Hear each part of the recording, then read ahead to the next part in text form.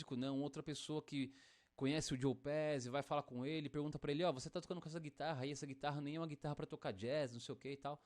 Ele fala, mas a guitarra que eu tenho, a guitarra que tá emprestada pra mim, é a que eu consigo usar. E ele fala que um dia chega em casa e tem lá uma Gibson ES175D, que foi dada de presente por essa pessoa que fala com ele, né? Eu vou colocar aqui a foto dessa Gibson, que é essa daqui, ó. Ele tocou por bastante tempo com essa guitarra e ele só teve uma guitarra própria, né, da marca dele em 81, que foi uma Ibanez, né, uma JP20, que fizeram uma edição do Joe Pass, né?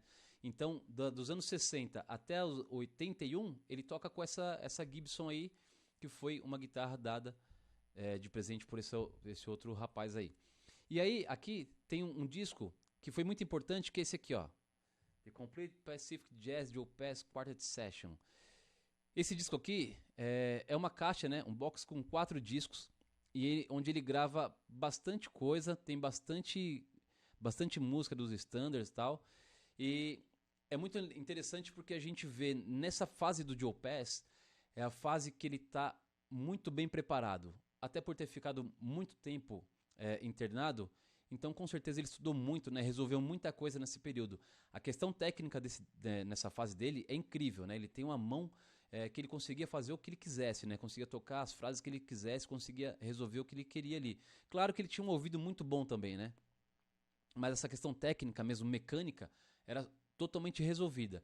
E aí ele tinha nessa primeira fase, a gente percebe que ele vai tocar com os outros músicos e assim, a questão técnica resolvida até para o conhecimento do instrumento, né? Ele tem essa velocidade de tocar no instrumento inteiro assim e fazer as frases com uma super fluência e tal. É muito interessante e é muito legal de ver assim isso, né? Para quem estuda, para quem é guitarrista que está estudando assim, essa questão estética mesmo, né, de ver como ele faz o fraseado e tal, e tem esse domínio sobre isso, é muito interessante, muito importante. Então ele toca esse disco e tem mais um disco que ele grava aqui nessa época. Ele grava vários discos nessa época, mas na verdade, né? Mas eu tô colocando 2 aqui, que são 2 discos que eu ouvi muito e eu escuto ainda, né? Que é aquele primeiro disco lá, que é um box com 4 discos, e esse Joe Spring aqui também, que é um quarteto também, já não são os mesmos músicos daquele box, mas também vale muito a pena conhecer e dar uma escutada mesmo, né? Então vale muito a pena. Então essa fase do Pass é uma fase muito interessante pra gente ouvir, né, como ele tá nessa questão técnica, né? O Pass, a gente vai percebendo que até o final da carreira dele, ele perde bastante essa questão técnica, não só por causa da idade, né? Porque, com certeza, a idade influencia bastante na questão mecânica, né? Mas também o Pass, ele chega uma hora que ele não estudava mais, né? Ele não tocava mais da forma que você estuda quando você senta ali para resolver algumas coisas. Até porque ele tinha muita coisa resolvida, mas... E às vezes é questão de agenda, né? Muito show, aulas, masterclass, enfim, muita coisa.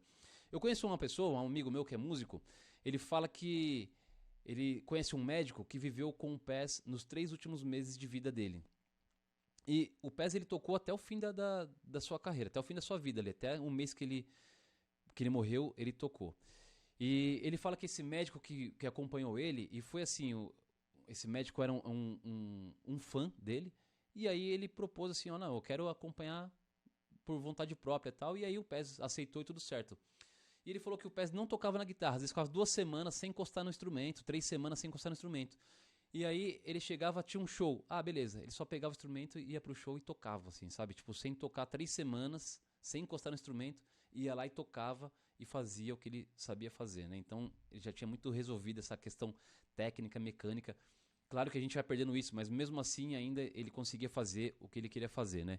Então ele teve também, incrível isso, né? Então ele teve essa fase também aí. Então essa primeira fase dos anos 60 é onde a gente vê o Pass com a parte técnica mais resolvida, né? Onde ele está mais quente ali, né? Onde ele consegue tocar tudo o que ele quer tocar, tem muita velocidade e tal. E depois a gente vai para uma próxima fase, que é os anos 70. Nos anos 70 foi importante para ele também, porque é quando ele grava o primeiro disco solo, onde ele toca os standards e fazendo chord melody. Então, o primeiro disco que ele grava, de 73, é esse aqui, ó, o Virtuoso, Joe Pass Virtuoso, né? Então, esse disco aqui é gravado em 73, e esse disco foi gravado, e quem sugeriu que ele gravasse esse disco foi o Norman Granz, que foi era um produtor na época, e falou pra ele, falou, ó, você não pensa em gravar alguma coisa solo e tal? E aí o Pass falou, não, quem grava coisas solos assim, geralmente são os músicos eruditos e tal, né? Eu nunca pensei em fazer isso, porque nos shows era muito comum que ele tocava em duo, trio, quarteto, quinteto, enfim, nessa formação. Mas o Pass falou uma coisa que é muito interessante. Ele fala que quando ele estava em casa estudando, o pai dele exigia que ele tocasse várias músicas, né? Porque o pai dele via que ele tinha essa predisposição, né? E a habilidade para tocar, então fazia de tudo para que ele fosse um músico, porque o pai dele era metalúrgico e não queria que eles fossem, nenhum dos filhos fosse metalúrgico também. Então ele falou, ó, vocês vão ser alguma coisa diferente do que eu sou, né? Para ter um sucesso aí, alguma coisa assim.